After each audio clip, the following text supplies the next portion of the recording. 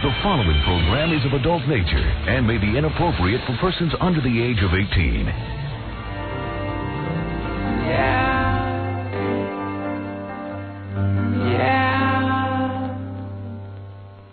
WXRK New York. I will smile. This is 104 FM WBC in Boston. I'm sorry to interrupt Howard Stern here with an announcement I regretfully have to announce. Earlier today, Reggie Lewis, Boston Celtics captain, was hospitalized into Waltham. Waltham Medical Center in Waltham. He was admitted for cardiac arrest. Reggie Lewis, moments ago, a little less than two minutes ago, has passed away. We regretfully have to mention this, but we wish Reggie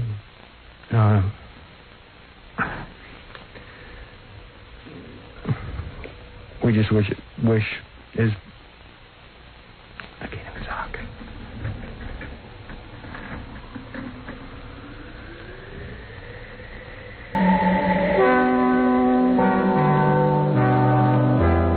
Once again,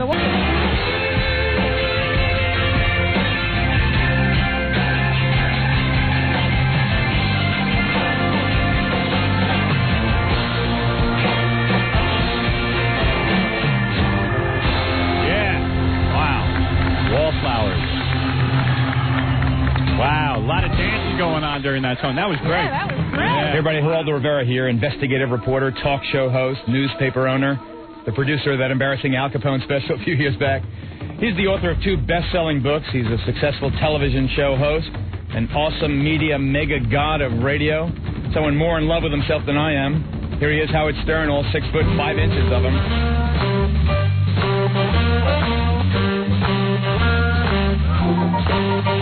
Hi, everybody. Excuse me, I'm always eating on this show. Something about this show makes me hungry. At the top of the morning? Top of the morning to you, Robin. We just started.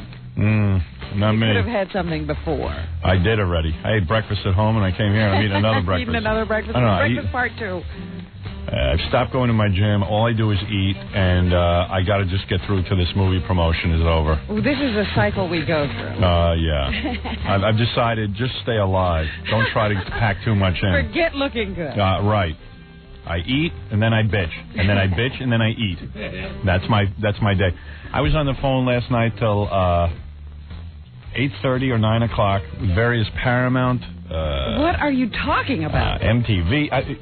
Premieres. I mean, don't ask what's going on. Can't anybody make a decision without you? What is wrong? No. What is wrong? Nobody can make a decision without me. Does anybody have the ability to see this thing through? Something horrible has happened. I am running Hollywood. Somehow along the way, they made all these decisions without you before. No, there's really a lot of cool people and stuff, but there's a lot of things they need input on, and we need to discuss. Why? Well, because there's some creative things going on where I'm involved, where I'm creating some television programming around the movie. And so I'm involved. There's nobody to delegate this to. You can't say, I want to put some television stuff together. Here's the person you're talking about. I would delegate it to Jackie and Fred, but I'm afraid. Well, if that's where you're looking. I don't want to go to jail. All right?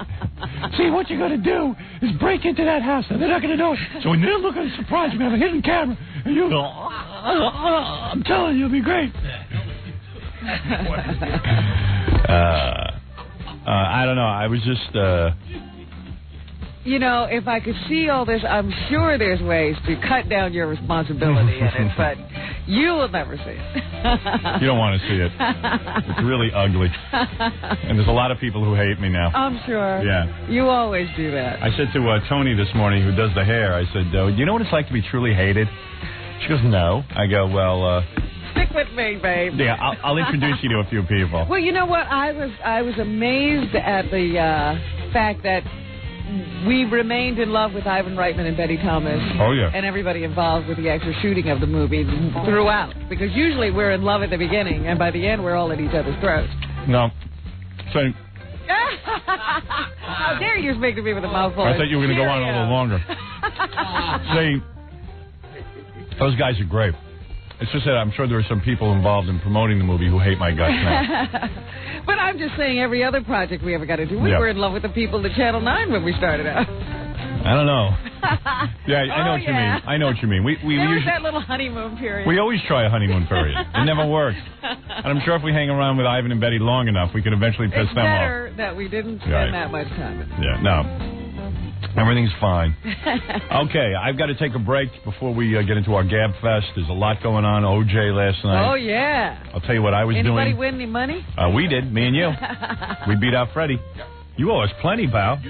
I certainly do. That's right. Yeah, and I was thinking, he hasn't paid up anything. Yeah, well, let's talk about that, because I need the money, because I haven't been able to find my wallet or my money for 2 days. Technically, the judge did send them in for redeliberation, and from that point on, they went real quick. Oh, please. Oh, here we go. Okay. Technicalities. Please. Like Please. Let's take a break. We'll be back right after these words. You're listening to The Howard Stern Show. More after this. 97.1, The Eagle. You're listening to the man who goes to scores while his wife waits at home with her vibrator. Howard Stern. That's true, you know. That is really true. That's sad. You have admitted to being a voyeur now? That's right. Where did I admit that? I was reading something this morning. Apparently you gave an interview and you said you're a voyeur. A voyeur? Yeah. A voyeur. It's a voyeur. Hey, I am one. I should know what it is. Voyeur if you're from the United States. Voyager 2. I don't know what I say in these interviews. You know, every interview I give, I have no idea what I'm saying, and afterwards I go, I don't even believe half the crap I just said. It was like, he's a voyeur? Oh, who even knows? Half the stuff they write about me, I didn't even say. Wait, you're just rattling on, you don't even know what to say. And it's always out of context. It's always like, you know, someone says, well, you sit at home, you say you're a recluse, and you watch a lot of television. Yes, in a sense, I'm a voyeur. I watch life through television. No, you were talking about with girls and stuff. Who knows? Listen, I say whatever is going to make interesting copy. I don't even know if I believe half the crap I say. You understand? All right. Man, I'm tired. That was the one thing What that a struck night. me. You were, you know. What a night last night. What happened last night? Just a series of phone calls that were distressing and last minute and rushing, and there's a lot of planning that goes into releasing a movie that I was not aware of.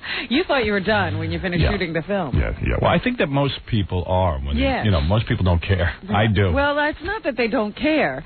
It's just other people's jobs. Yeah. Hey, quickly, Geraldo evidently is in demand this morning. All the Today Show, everyone's putting him on. Why? Because he threatened to quit if the verdict came down differently. Yeah, like he would have done that. Yeah, right. Yeah, sure. But we could have him. What does he want to do? He wants to come by? Yeah, I think he can come by this morning before he goes to Today Show. Do you think we want to talk about OJ that much? I don't know. I mean, he's been getting booked on places I can't even believe. He was on the Leno show. It's almost as if he's a member of the family that lost a victim. I don't know. Geraldo's a good guy and a good guest and everything, but I don't know. It depends on how much you want to talk to him about it. About OJ? And what you think he knows. What does he know that I don't know? He knows OJ's guilty. I've said that 100 times. He's watched everything we've watched. Yeah, I mean, let him do those other shows. Okay. Oh, unless he's got some revelation or something. I will check and see, but I'm pretty sure he just wants to comment on the verdict. If he wants to come in and comment, I mean, that's cool, but I got no question. I mean, do you have a question? No. Has he talked to anybody? No. Did he talk to OJ? I did hear that he had Darden on the show last night. Darden's on the show all the time. And I heard that when the verdict came down, that Darden almost started to cry. That's what they said this morning. This is ridiculous. And he's available this week also, by the way. Oh, yeah? I don't know. I'm not that caught up in it now. I mean, I've always known OJ's guilty. And what? The white jury made a sensible decision based on 3 billion points of evidence? You stop the presses. I mean, the only thing that was interesting about this is that the black jury went berserk. No, you know what was interesting last night is that the president was competing with OJ. It was like, are they going to give the president time or are we going to stick with OJ? Oh, please. I was up at 8 o'clock waiting for the verdict, and I'm waiting, and it's 8:30, and I said, you know what, this is crazy. I know I got to get to bed. I haven't been feeling well. I'm going to sleep. I turn off my TV. I go to sleep. I can't sleep because I want to know the OJ verdict. And then I said, wait, I turn back the TV, still no OJ. OJ has not left the Brentwood estate. Right. I'm sitting there, I go, I got to go to bed. I got to go do a goddamn radio show. We're going to have another slow-speed chase? Yeah, right. So I turn off the TV, and I begin to pleasure myself. And I'm pleasuring myself, and it's taking forever. I can't pleasure myself because I got the O.J. verdict on my mind. I can't get the girls in my head. O.J.'s in your head. Yeah, O.J.'s in my head. So I'm pleasuring and pleasuring. It's taking a long time. Rubbing. It was like lighting a fire in primitive days. You know what I mean? I don't. What do you want to do with Geraldo? Are we missing something by not having him in here? Well, maybe, you know what? How about this? Why don't we skip having him in, and if you want to talk to him on the phone for a minute, or is that even... Is he on the phone now? No, but I probably can get him on the phone for you. I don't... Robin, help me with this. Is he elated? Because I don't even understand what he's doing. Get him on the phone, and let's find out what the hell he's got. I'm going to say, Geraldo, what do you got to say? All right. Who did you lose, and how much did you just make? What are you talking about? How did he get so involved? I'm as involved as he is. He's really attached to this. I mean, not only is he personally attached to this, but the media... he attached himself. Yeah, the media has bought into him being part of this. Quit show business if O.J. Right. Yeah, I mean, who's going to pay attention to Geraldo? And I think that's what swayed the jury. Yeah. I think... Yeah, the jury said, you know what? If this thing all goes away, Geraldo goes away. Trade off. Trade off. Does anybody know? Was it unanimous or was yes. it? It was. Whoa. Very cool. Of course. You know, that first jury threw everything so far off, people were actually considering that O.J. would be found innocent. I mean, there's no jury that... Listen. Well, yesterday when the commentators heard that, you know, because the jury had asked for several hours of readback yesterday. Yeah. And it was in a similar area that the first jury had asked for readback. Right. And so everybody was like, oh, here we go. We're going to have this readback. And all of a sudden, while the, you know, readback is going on, all of a sudden the jury just says, we've heard enough. Yeah. And out they went. Right. And then right away, they came back with a verdict. Of course. And which is what the first jury should have done. And well, they did, but they came back with the wrong verdict. So then all the analysts were saying, oh, my goodness, this is very similar to the last trial, you know, where they had a little readback, and then all of a sudden they were ready to vote, and they came back very quickly. You know, this jury had to consider compensatory damages, and I can't understand if they found O.J. liable, why they wouldn't have to take more time to figure out compensatory damages. So it seems to me that maybe they have decided that O.J. is not liable. Yeah, well, it takes about 10 seconds to know that O.J.'s guilty. Everyone takes a quick vote. And then in 2 minutes you go, okay, what's the guy worth? Well, he used to be worth $11 million. Now he's supposedly worth $3 million. Does he get the Brentwood? $8.5 million. Goodbye. His value is dropping rapidly. Yeah, well. His value is dropping like the temperature. He's got plenty of money socked away. Plenty of dough. They have a hidden loophole here. Well, you know what somebody pointed out on one of the shows last night was that O.J. has sold a lot of stuff. Right. But he also supposedly owes those defense lawyers from the criminal trial a lot of money and hasn't paid them. Yeah. He has a tax lien against his home. He took out a second mortgage on his home. And so they're wondering, you know, just how cash-strapped he may be. He ain't cash-strapped. Howard. What? Is Geraldo there? I think Geraldo's delirious. Why? Well, first of all, you know, he's been working like a madman. Yeah. Right? And then he did that show last night, and I found out that after he did that show, he taped another show that runs today. So he's been taping till like 2 in the morning. He's a friend. Hey, Geraldo. And then I got him on the phone, and I said, it's Gary from Howard Stern's office, and he was like all slurry and stuff. And then he says, is this Gary from the Chicago Cubs? And I was like, do you need a few minutes to gather your thoughts? Geraldo, what do you want, acid? Hello? Well, you know, first of all... You called us. Yeah. When did you become such a maven on the Geraldo? What are you going to do now that there's no more Geraldo... no more O.J. case? What are you going to do? Geraldo, whatever. We've morphed together. Yeah. It sounds that way. You know, Geraldo's a smart guy. He aligned himself with his O.J. case. Well, you know what he does? He attaches himself to every big criminal case now. Yeah. What are you going to do now? You got to wait for somebody to kill somebody. Somebody will. You no doubt. Why? You or I. Why are you celebrating so much? Am I celebrating? I mean, I heard you were out on the town. I missed the celebration part. I hear everybody wants to talk to you. You know, Why Gary, do they want to talk to you? You're not a member of the family. Yeah, Gary came in this morning. He goes, Geraldo. Oh, Robin, be nice. I've been up for 20 hours. Look at this guy. he's like O.J. Central. So they call me up and they go, Geraldo is commenting on the O.J. case. Do you want to have... Do you want Geraldo? I said, what does Geraldo know that I don't know? He said, well, they said everyone wants him. Today's show, the Tonight Show. But you know what's funny? I started yesterday at 5 in the morning with Amy Fisher up in Albion correctional facility for women. I got up at 5 o'clock. We took a charter jet up. You interviewed Amy? It's that 45-mile ride from Buffalo to Albion, and then there she was, this tiny little thing. And did you do her? She had to tell me. And did you do her? You know, flying back, we had... Geraldo. What? Did you do Amy Fisher? She's very lovely. It's obvious to see. He's this little pearl, in the midst. Geraldo. This is the old Geraldo. Like OJ. Yeah. My sweet pearl. What's Amy's opinion of the OJ case? I'd rather have her comment. Yeah. Let's call Amy Fisher, get her comment. This little pearl. Well, you haven't shaved. That's a relief, isn't it? Listen to you. I like God.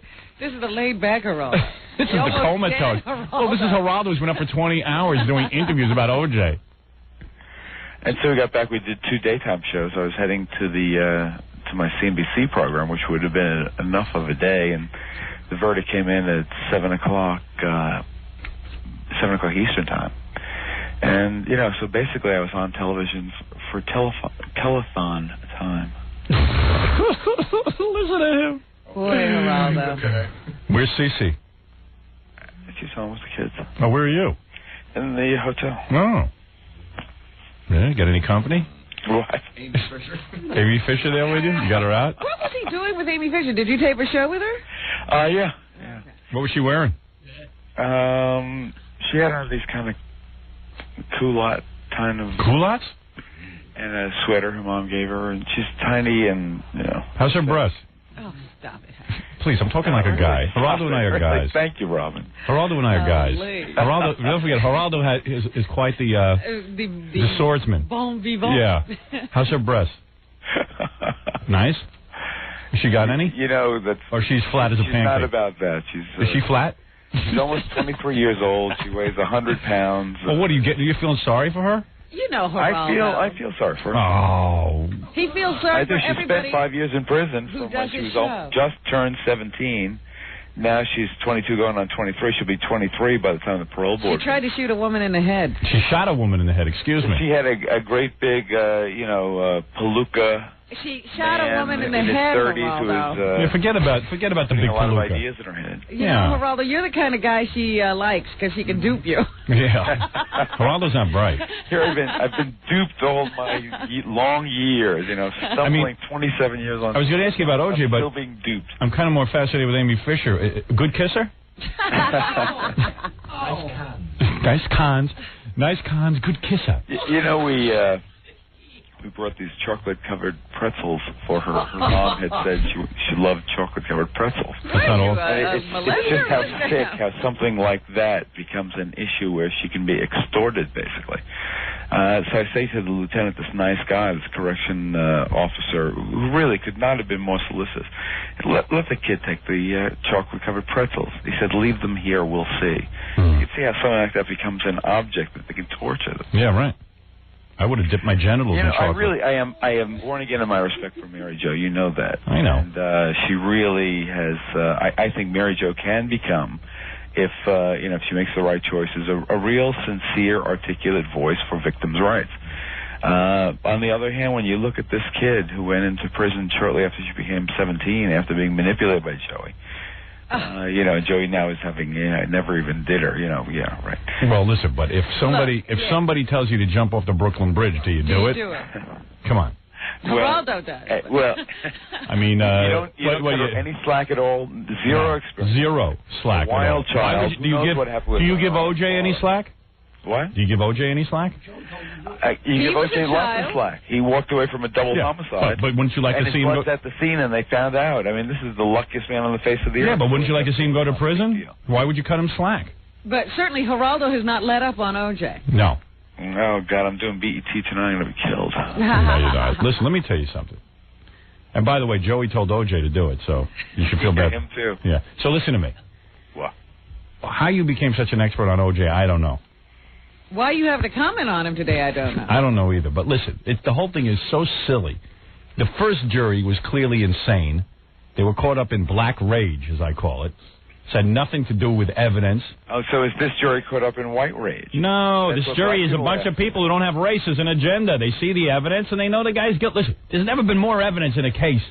There's no evidence that the L.A. police framed O.J. There's been how many investigations? Well, of do Mark you believe Furman that there is now? no white no agenda? Evidence. Wait, that Robin, do you believe there's no white agenda? No, of course You don't not. think white people are... You think white people have an agenda against O.J.? No. Oh, come on. I mean, what are you talking about? This is a jury. White people loved O.J. until he killed somebody. Right. That's when they turned on him. Yeah. I don't think that this is white people trying to lynch a black man. I mean, that's gone on in the past. Don't get me wrong, and it'll go on in the future. But this ain't that case. O.J.'s as white as I am. This is about justice. This is about saying, wait a second, there's such a mountain of evidence against this man. I mean, guy says he doesn't wear Bruno Mali shoes. You've got to realize that, you know, he's on videotape. When people start reacting because they hear the word nigger, you can't let them make decisions. They're irrational. Right. Well, I saw Damon Wayans' show on HBO or whatever it was on the other day, and he said it 100 times. That's not the exact issue right now, but there is a tendency. No, when white people say the word nigger, that's right, when black people go there crazy. Is a You know that, tendency Geraldo. To say that something that favors our opinion is brilliant, and if it opposes our opinion, it's ignorant. Yeah, I tell you something. That's Howard. I just think it was an irrational decision. Say, hey, wait a second. No. Both these juries could have been right. Black people. And here I am, how ironic, me of all people. Oh, please. You're not even making any sense. Been right. That's the but there are a lot of people saying now, listen, and you're most juries can be right. Both juries were right. The first one found there was some reasonable doubt. Oh, listen, the second Geraldo, jury said, yes, he probably did it. I wish you were here. I'd smack you around. Consistent. Reasonable doubt. There's never been less reasonable doubt in America, short of having a videotape of a guy killing someone. Oh, Geraldo. Geraldo all of a sudden has reasonable doubt. He hasn't doubted for a second. I am merely suggesting we have to get out of this. Listen, my mustachioed friend.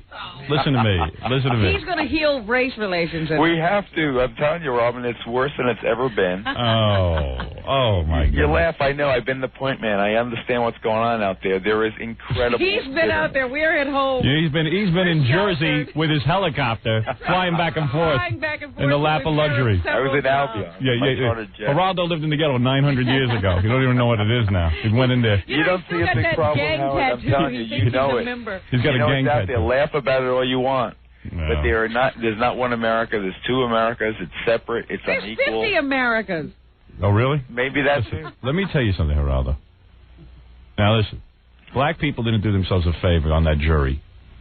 Because now white America goes, you know, black people, they're irrational. This is what they're thinking. I hear what white people are saying. They go, oh, my God, what kind of decision is this? You can't make sense of it. You can't even talk rationally about something. But you're right. It's a terrible thing. It's not. Now, listen, I'll riot, schmiet. There was a white people riot after the first. They rioted the way white people riot. How'd they riot? White people don't go to the streets. They don't break in the store glass of the Korean merchant. What did they do? What they do is they accelerate their exodus from the city. Right. They accelerate their withdrawal of support from programs like affirmative action. That's right. From welfare. That's from, right. Immigration rights. That's right. And that's what you've seen. You've seen the O.J. Simpson verdict giving white people an excuse to turn their back on any program. Of course. Well, those people have said they don't want any help, didn't they? That's right. Now they're not going to get any. Well, you know, who said it were who knows. All right. Listen, who knows? Listen, you do me a favor. Go back to bed. Thank you. You've said not one rational thing, except that Amy Fisher had nice cans. You know, you're going to bleed to death, you silly liberal. Seriously, does Amy Fisher have nice breasts or not? I mean, you look. I'll give you some sound bites from Amy. No, I don't want sound bites. She even you will be touched by this. I'm asking you how the body is.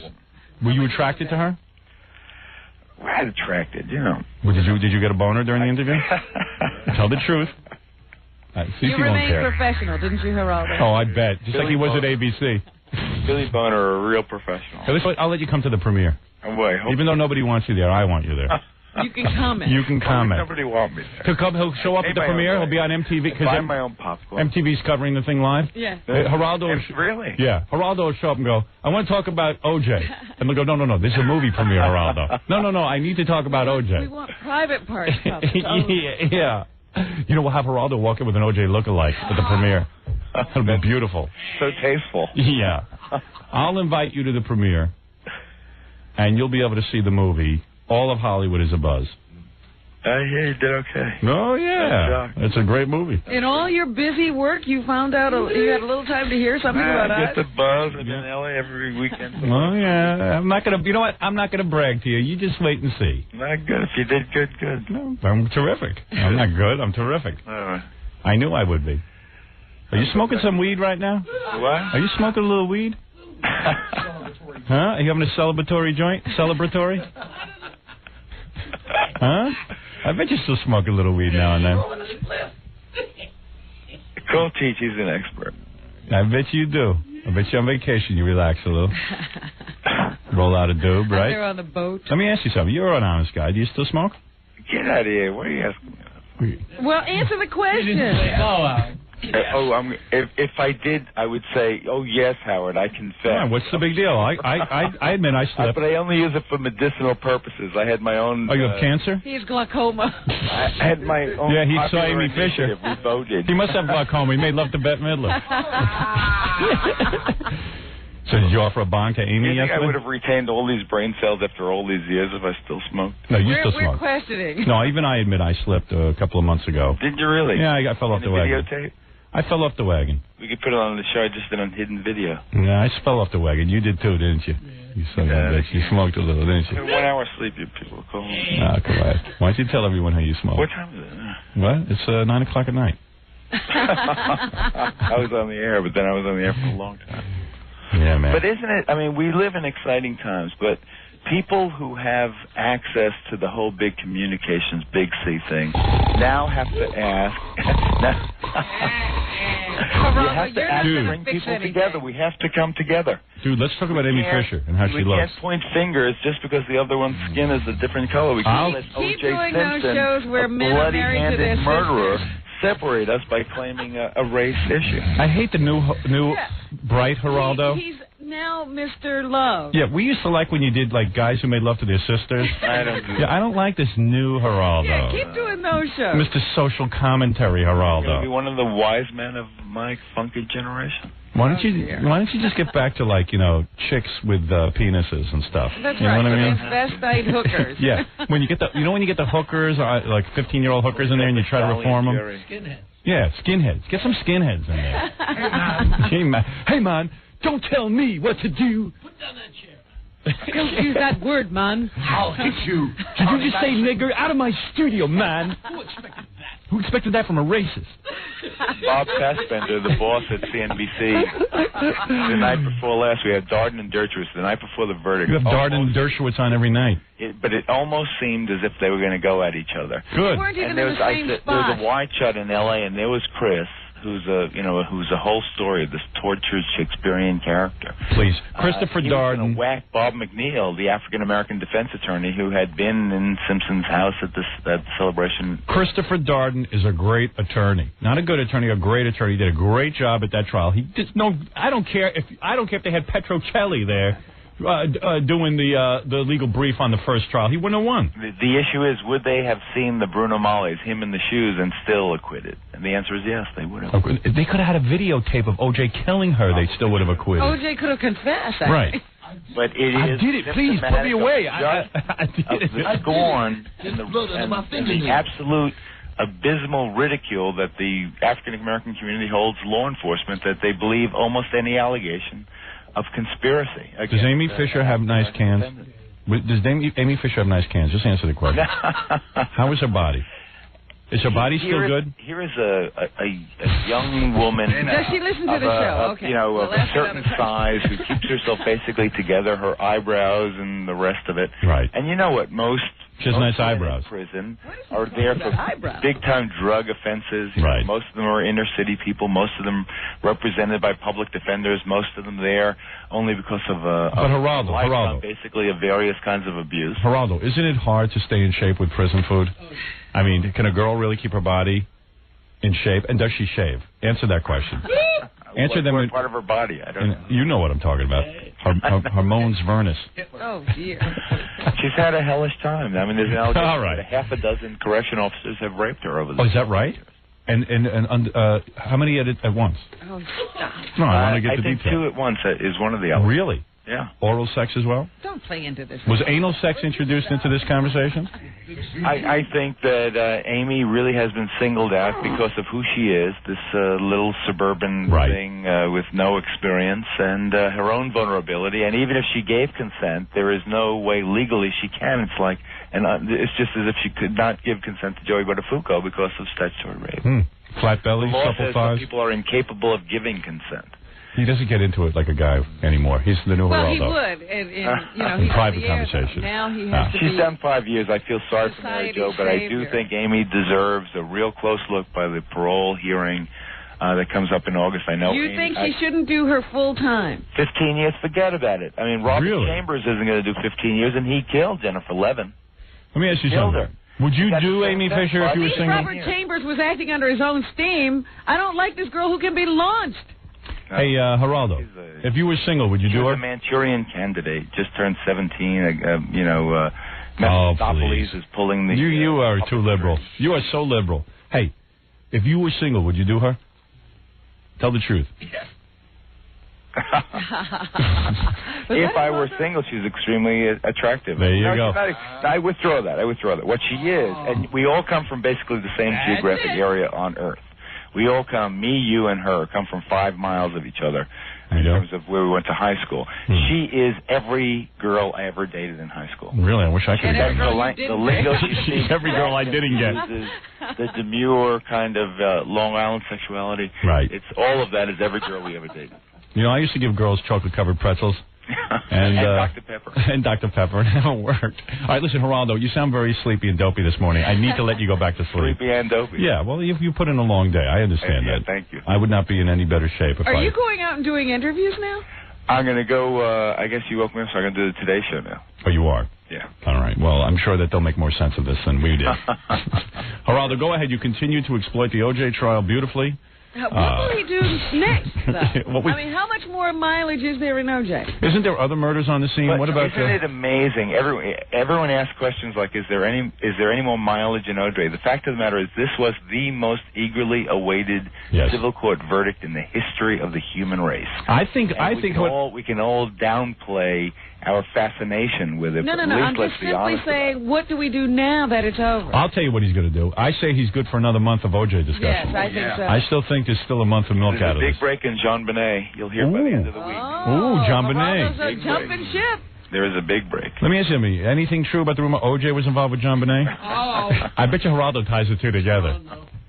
So Jean Benet will be next. You know, Simpson was a rage killer. I mean, that's why it wasn't a death penalty case. He lost it. He obsessed. He simmered. He lost it. Right. Jean Benet was also an obsession slaying, and that's why it was probably someone near and dear to her. In fact, no, probably there are now it was. allegations of the older. I won't even get into it. Yeah, I know. I read that too. Yeah. All right. But I think that it's going to be one of 3 people. Why don't you do a show on Jackie the Joke Man Martling and Rodney Dangerfield's rivalry? Guilty. All right. Listen, Geraldo, congratulations on associating yourself with the O.J. trial to the point that everyone is trying to get a hold of you. I say you can milk O.J. to the year 2000. My money's on you. I think he's switching ships. I will have you invited to the premiere. I look forward to seeing you that night. Me too. And good luck with the John Benet case. I'm telling you, there's ratings galore in that one. Ratings. If you play it right and play it serious, put on your glasses. Murder is huge. That's right. And please, to the premiere, bring Faye Resnick, your new girlfriend. Oh, yeah. Did you see Playboy? No, have you seen it? Of course, I'm a fan. How does she look? She's great. Yeah? Great. Would you do her? 10 or 13 pages. I bet you've done her already, you son of a bitch. This is one thing I don't understand. She's mad at me. She was on the program last night. She got mad at me because Alan Dershowitz brought up the whole World of Faye Resnick business. What don't you understand? But, Alan was saying, that Geraldo, there was No, we don't care about that. Wait a second, Robin has a question. My question is how, you get associated with a murder case, you write a book, and then you wind up in Playboy. It seems to be the way, or some court case, Jessica Hahn, everybody sort of winds up in Playboy. Oh, yeah. I'm doing a whole story about exactly that, all of the famous and infamous. And you're doing a pictorial as well? On the pages of a skin play. Geraldo, I look forward to seeing you in Playboy. I did play girl once. I know you did. You were charming. And it was a big spread. Geraldo, congratulations on capturing America's attention. I'm going to have a hard enough time. Congratulations on your O.J. verdict. I know you are beaming this morning, and I know you're very proud, and as we all are. He'll be going to Los Angeles to accept his award. Yeah. Yeah. I thought he won the case. Yeah. Geraldo's going to put in a bill. I want to thank my mom. Congratulations, Geraldo. All right, thanks. All right. And Geraldo rejoicing this morning, ladies and gentlemen, over the O.J. case. Geraldo's been working a long time toward this end. Yes. And now he will be on every talk show in America for the rest of his life talking about O.J. Thank you, Geraldo. Bye. Bye. He's going to go back to bed for a few minutes. Girls, he's over at the hotel. His Jump wife, on him. Jump on him now. He's vulnerable. Yes.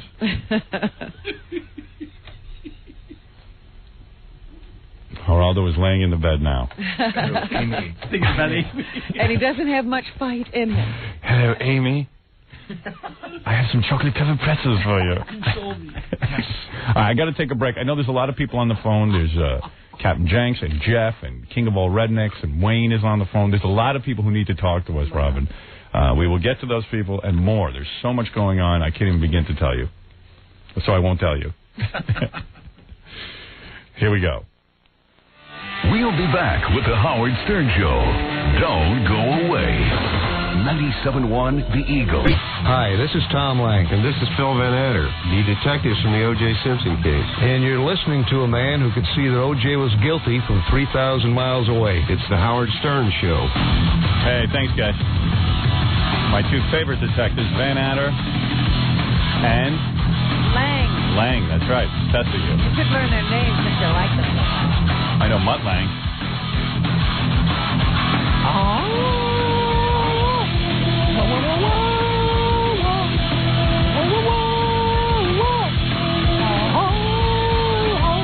Yeah. All right. Just doing a little scat singing there. Whole new style from you, Robin. This is Jeff. Jeff, you're on the air. Good morning, king of all movies. Yeah, that is true. Yes, it is. I went to a screening of Absolute Power, the upcoming Clint Eastwood film last night. Yeah. And I overheard some Paramount employees talking about private parts in the bathroom. Yeah. One guy told the other guy, I've got a pass to the employee screening tomorrow. You want to go? The other guy's like, of course I do. I've heard great things about it. The other guy says, yeah, I've already seen it. I'm going to see it again. It's hilarious. He said it's going to go through the roof. It's going to make a lot of money. And the most surprising thing is that Howard Stern did not just parlay his personality into a movie role. He's a really good actor. Whoa. That's what those guys were saying in the can? Yeah, the one guy who'd seen it was saying that. Wow. And I wonder what he did for Paramount. Who cares?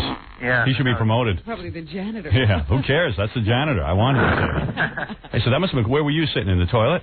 I was in the stall, standing up, but in the stall. Right. You stand up in the stall? He also says that Shelley Lansing is totally behind the film, and she's really supporting it. She loves the film. She says it's her favorite comedy of all time. Of all time. Everything I've heard about the movie is positive. I haven't heard one negative thing. Yeah, no, you know what? See, I always sound like... I always say everything I do is great, so coming from me, it's no good, but the movie is cool. That's what I've heard, man. Yeah. So congratulations. Thank you. That's good to hear. See, even in the bathrooms of Paramount, they're talking. Right. How's the Clint Eastwood movie? Any good? It is very good. It's a little slow-paced, but it's a very good thriller. Yeah? The movie to go see is Sling Blade. Yeah. I don't know that everybody can get to see that. Yeah. It's not released everywhere. Yeah. That's a cool movie. Hey, thanks, man. Thanks for the inside information. Hey, my pleasure. Good luck. Appreciate it. Bye. Oh, that's pretty cool to hear. Good to hear that. That's Jeff, who was in the bathroom. He stands when he pees at the stall, and I do too. Well, he's in the stall, yeah. Yeah, I go to the stall also. Yesterday I was at my dentist, Dr. Kaufman, and I had to use the bathroom. I stood at the urinal. I was pretty proud of myself. No one was in there, of course, but there's always the fear that someone will walk in. But it was one of those urinals where it was only a singular one, and it has a little piece of wood between the sink and the urinal. Oh. But it made me feel like a man to be at the urinal. I very rarely go there. I don't understand that whole urinal thing. Yeah. Well, you would if you had a big schlanger. No, I just don't understand why guys have to stand outside of something, why they have to be next to the sink. Why can't they have a nice stall? I guess it's a matter of just trying to get people in and out quickly. But I'm talking about comfort. You know what it is? You try to encourage guys to pee at the urinal because if they pee at the seat, they splash and get the seat all wet. Oh. See what I mean? It's a whole. I've There's analyzed another problem. it. Yeah. And also, there's something very manly about just being able to. But why in a group? You know, you can't have a little wall between you. You got to have a little. It goes back to just peeing against the wall. It's so great. You know what I mean? It's like you do it because you can. I remember when I was a young boy hiking in the mountains, in the woods, when I was at camp. Mountains. And then you would just pee wherever you wanted. You would just pee in the hills. It was a great feeling. The hills are alive now. Always against something. Yeah. Why was it against something? I don't know. You have to be shooting at something. Well, you just want to validate that you're doing something. You know what I mean? You want to be able to see what's going on. Connection. Does it feel different when you're peeing against something as opposed to not? Yes. It does? Yes. Yeah, you need something to stop the action. More fulfilling. Yeah. It is. Amazing. It's pretty cool when you have a good movie and people in the bathrooms talking about how good it is. That's neat. So you tell the truth there. Yeah, right. They ain't lying there. Yeah, you choose your subject in the bathroom. Yeah. Oh, hey, this is the guy we tried to get on the phone yesterday. This is the guy Jackie threw out of his gig on Saturday night. What were you doing that Jackie threw you out? Yeah, Howard. Yeah, what were you doing that Jackie threw you out? I was heckling him a little bit. You say you can't even take a joke. I paid the maitre d' $50 in order to get a better table in the front. Yeah. No. So I heckled this jerk a little bit, and what does he do? Gets off stage, literally picks me up by the arm, and then shows I'm let out by about 5 people who work at the club. Wow. And Jackie said he only put you out for 10 minutes. It was more like 15 or 20. Go sit in the corner. So he says I'm being punished. And then, in my opinion, if he really wanted to punish me, he should have either extended the show or given me tickets for his next appearance. Yeah. So what happened? Well, what kind of stuff? Jackie was doing his jokes. Doesn't sound like the guy. I spoke to the guy after the show, and this doesn't sound like. Yeah, you took a picture with me. Oh, you did. Did Nancy take a picture while she was selling some stuff after the show? Nancy was selling stuff after the show? Absolutely. Oh, Nancy does the selling now. Yeah, well, Jackie's a big star.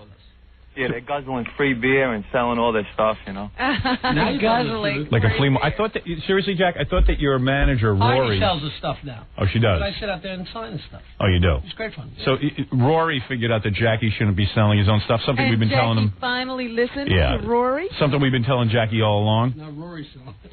So Jackie got this girl Heidi to sell it. Who works with Rory. Yeah, and she stands there and sells Jackie's junk. It's not junk. When is Rory going to tell Jackie he shouldn't have that junk? Yeah, well, that's the next step. He's building up. Yeah. And Jackie stands there like a flea market, right, dude? Yes. Yeah, that's it. That's all he does. He sits there and makes sure he's getting all his money, I guess. Right, he's looking over Heidi's shoulder. Who actually collects the money, Jackie or Heidi? I think both. I think he just watches over and makes sure that, he's not getting screwed or anything. Right. But then, during his game, Stump the Joke Man, God forbid you stump him and he has to give you a free $2 T-shirt. He, takes the fit. It kills him. Definitely kills him. He's like, oh! Doesn't want to give up that T-shirt. Yeah. You didn't really stump me. It's not a real joke. That's not a joke. That's not even a premise.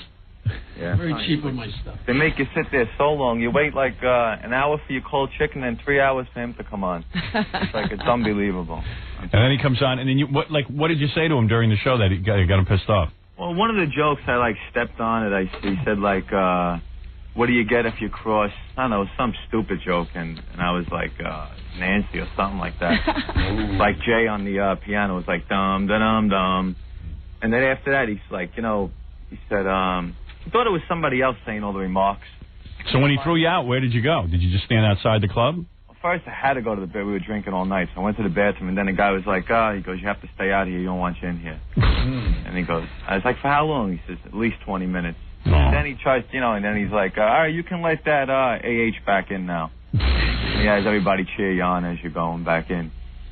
I see. All right. Were you good once you got back to your seat? Yeah, well, he kept, the reason why so it worked. He threw me out because I kept saying, didn't you used to throw people out of your shows when they heckled you? Absolutely. He threw you out for saying, I am sorry, and that was it. No, I told Jackie, Jackie, all comics have ways of dealing with hecklers. Yeah. And I said years ago when I used to do these live clubs, I said to Jackie, I said, well, I have a way of dealing with hecklers. He goes, well, what do you do? What do you say? I don't say anything. I say, I take them. I say to the bouncer, get the hell out. Throw them right out of the club. Who cares? I've been real good with hecklers, but when nothing works, I just... That's all. Throw them out. That's it. Yeah, shut the guy up. I walked down there, and I told the guy to stand up, and I said to the crowd, what do you think? And, 600 people said, get him the hell out. And I see. It's that simple. All right. Why hassle? Howard, Ipi Yamadam Adi Uki Woogie. All right, thank you. All right, you're That's welcome. pretty good. Do that again. Yeah, Ipi Yamadam Adi Uki Woogie. See if that matches, Fred. Not quite. Try it. Yeah. It's close, but not quite. Not bad. Try it again. All right, Howard, thanks. Forget it. All right, goodbye. One funny thing he did. What? This is Baba Booey. Yeah, I don't know if you care, but there's another guy on the phone that actually did win the T-shirt and can explain the humiliation you have to go to get the T-shirt from Jackie when you win. Clear your voice, Gary. Wayne. Everybody's having such a bad time at these shows. It sounds like People school. who get involved with you. Wayne? Howard. Yes. Howard. Hey, F. Jackie, Nancy, and Timmy. And Heidi. And Heidi. And F. Jackie's T-shirts. Because he doesn't give them to you when you stump him. Really? He humiliated the hell out of me. I get up and I ask him, how many jokes does it take to pay Rodney back? You remember this, Jack? Yeah. How many jokes does it take to pay Rodney back, yeah? And he had no answer for it. He rambled off like, $50 a joke, blah, blah, blah.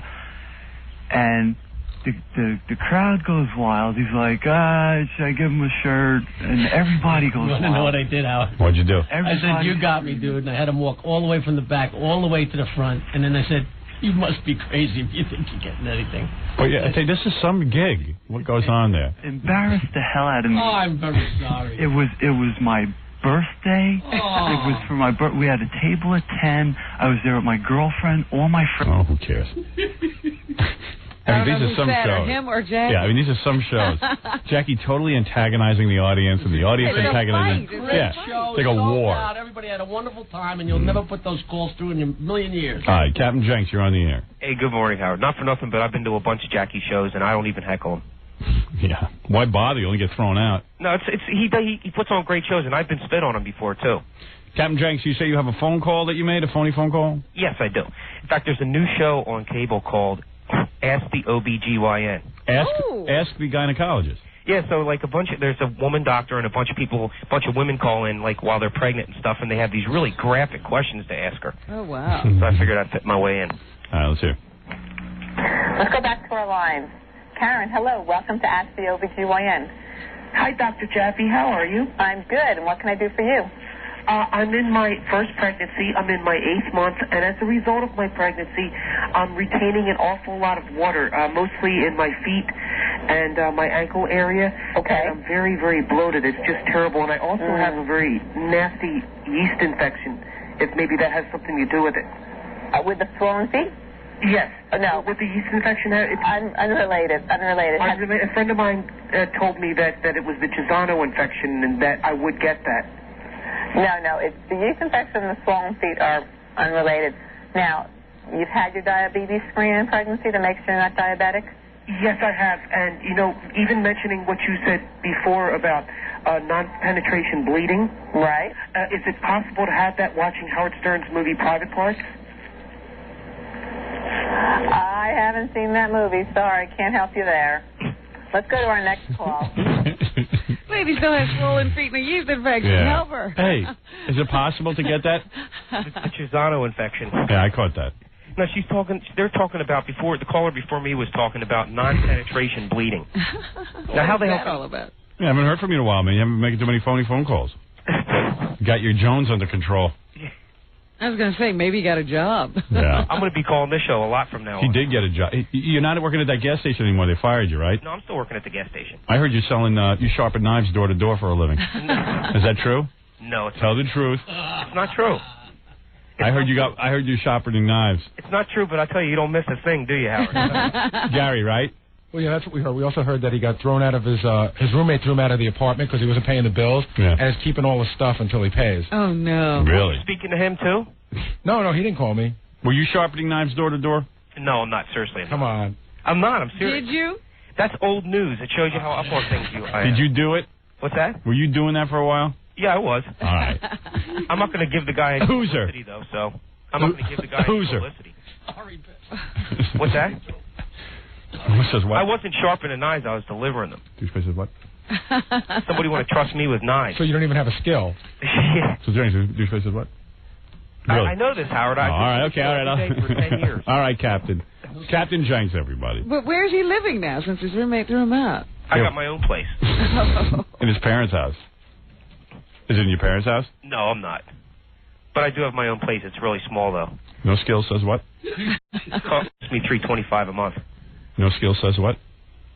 I'm a good phony phone caller. You are good. Yes, I am. All right. Thanks, Captain. I think that's something that most people need to really think about for a moment, the fact that it can be cured. We have a caller on the line, Julie. Let's go to the caller. From Philadelphia, go ahead with your call. Hi. A couple years ago, my girlfriend was diagnosed with breast cancer, and it caused a lot of problems in our relationship. And about 3 months ago, or 6 months ago total, she died. I'm sorry. And it was undetectable, and this is hard for me.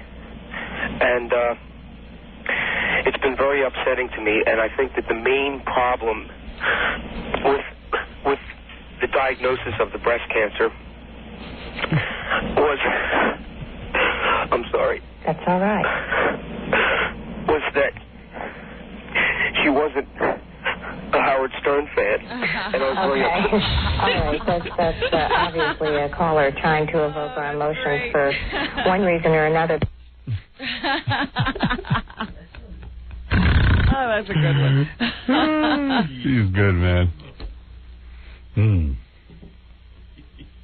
That's a good one. That is good. He really had them going. This is Rob. Hi, Rob. You're on the air. Good morning, Howard. Good morning, Robin. Good morning. Last evening, a friend of mine, who's a friend of Gary's, invited me to the Viacom building to see the screening of Private Parts. Oh, yeah, they had a screening, I guess, for press. Last night again. Yeah. I have to tell you, I went in skeptical. I mean, I'm your biggest fan, but I think you're strongest via radio, and I walked out not believing how damn good it was. Well, I admit that radio has been my strong suit my entire career, but I am primarily a film actor. No, I am. I mean, that's where I'm strongest. My medium is film. All of your talk about it being a drama and a real story is true. There were times I thought I was watching Annie Hall. I mean, it was unbelievable. Thank you. And I also was in the hallway waiting for the elevator with this friend of mine, and who walks out but that MTV VJ Kennedy. So I go, Kennedy, what did you think? She goes, I never knew Howard Stern could act so well. I said, neither did I. Well, nobody gave me a chance. I had to go out and... where'd you see him act? And she said, she asked what the budget was, and I told her, she said, this is going to make a ton of money. Damn right. And I said, you're absolutely right. She was raving. Ask her if she'll sleep with me now. What's that? I was going to say, maybe she's hot for Oh, you don't want to sleep with her. Why? I think she's kind of hot. Let me tell you something. Crackhead. She's got nothing on Crackhead Bob, that girl. Really? Oh, she's not that good. I think she's kind of cute. I mean, am I nuts? Is anybody else think Kennedy, right? She looks good. I find her attractive. And Howard, let me tell you something else. That luscious piece of chocolate cake sitting across from you is quite a screen presence. Yes. She is radiant. No, she's terrific. I know that. I knew it. I believed in her. Wait a minute. I got to tell you something. Yesterday after the show, Jackie and Fred, were standing out there in the hall talking, and all of a sudden Jackie says to me, "Boy, Robin, you really had the look of love." Did you ever? I was like, what are you talking about? When you were please. being funny in the beginning? Oh, yes. And she was looking over? I was like, what are you guys talking about? Yeah, she showed her true colors. Please. It was not just my observation. That was not acting. She was looking at Christ. Yep. She did a terrific you job. You guys are too silly. Well, I said to her, Robin, pretend I'm Christ, and it obviously worked. I worked well that way. That's right. No, Robin. I don't know what they're talking about. Robin does adore me. That is true. I adore you? And even on film, that comes through. I adore you? Yeah, you adore me. You adore me. You adore me. I'm the love of your life. Okay. You and I hooked up with each other. Come on. You say so. You know it. You are so in love with me. You can barely look at me. Look how you can't look me in the eye. I'm looking at you now you are. What do you... I can see my own reflection. This is what I look at during the show. Oh, is that what you're looking at? All right, listen, I got to take a break because Donald Trump's on the line. He wants to tell us something. Everyone's calling in today. Is he calling in about O.J.? Yeah. Howard, I think everyone had fantastic performances except Jackie. He looks like a piece of white trash from Delray Beach.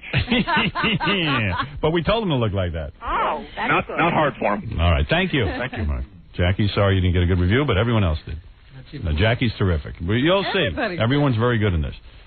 Well, there you go. I just was looking at Howard. I look at everybody that way, but now it's been interpreted as the look of love. Let me take a quick break. We don't like to keep a man of Mr. Trump's wealth on the phone that long. That's right. He's very busy. He's got to go make more money. He has a life. We don't. And then we have a lot to get to. We'll be back right after this.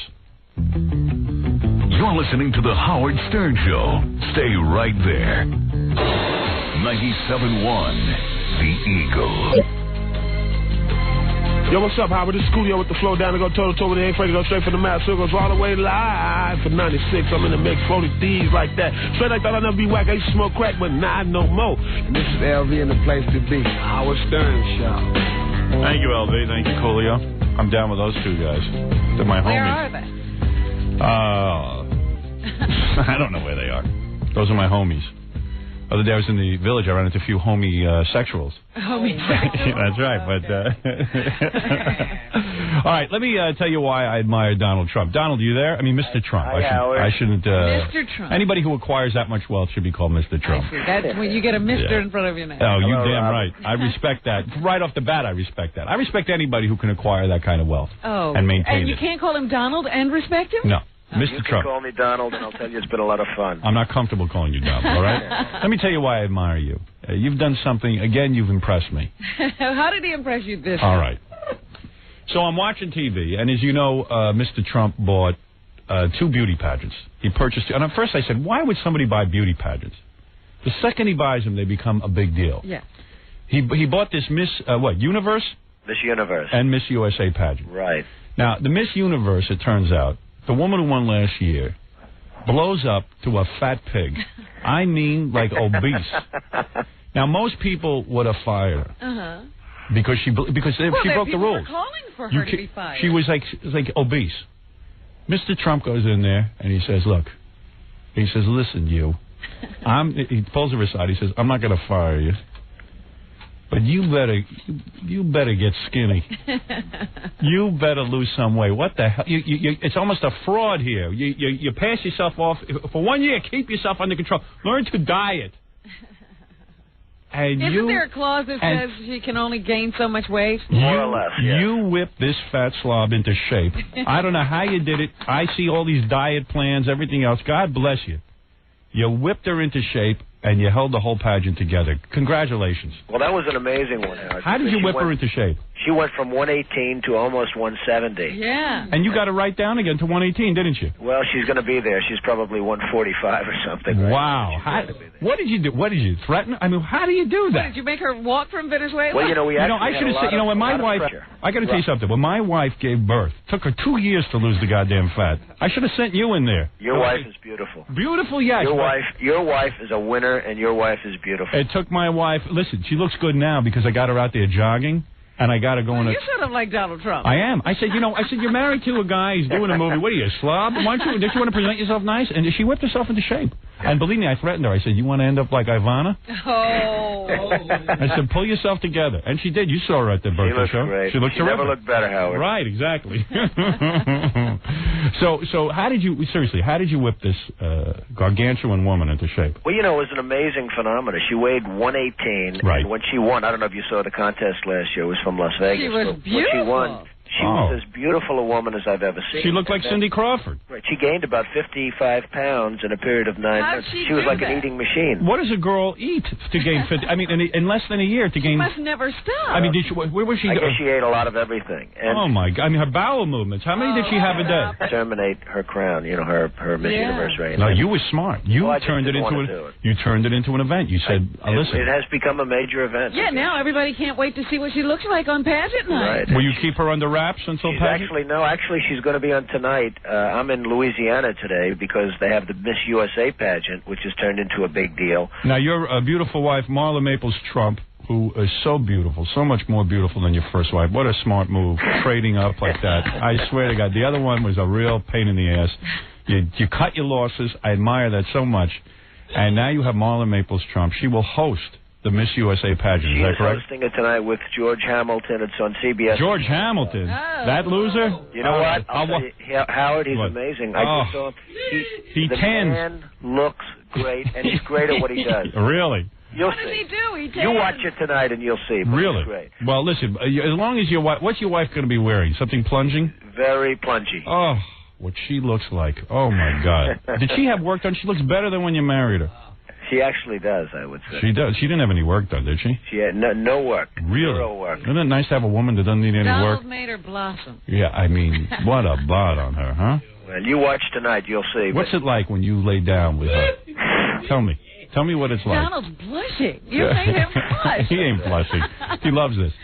What's it like when you lay At down with... 6:20 in the morning in Louisiana, I'm just thinking about this. How many outfit changes will she have? How many what? How many outfit changes? I think she probably has 3 or 4. It was very funny because last night late, they were rehearsing. 51 girls representing each state. And you were there, I bet. And the District of Columbia, and I was absolutely there. And I've never seen so many unbelievably beautiful girls. I bet a few of these broads come on to you too. Oh, yeah. What do you do? What do you do? Is it tough to stay away from? It's a tough business. It's a tough world. It sure is. I said to a friend of mine as I walked into this room and you're mobbed by all these incredible girls, I said, somebody has to do this, and it might as well be me. It is really amazing. Oh, to see I'm so how horny. beautiful these girls I am are. so horny. I swear to God, I'd like to take a few of those girls home with me. Oh my God, your wife, though, boy, she keeps you. Is she aggressive? A little bit. Yeah, that's what I like. I like an aggressive woman. I said to my wife yesterday, I said, I'm going to come home. I want you to pull my... Listen to this. I say to my wife, and listen, it's 20 years. I'm trying to keep the marriage going. I'm keeping it alive. Listen, you do your best. I come home. I said, listen, when I come home today, right? Listen to this. Pull my pants down. No, she said, I can do that. Yeah, then she goes, I can do that. Guess what happened when I got home? What? Nothing. Nothing. I'll tell you, I'm going to watch this Miss USA pageant. I hope so. Speaking of your wife, I was at the opening of Chicago, which was terrific, about a few months ago.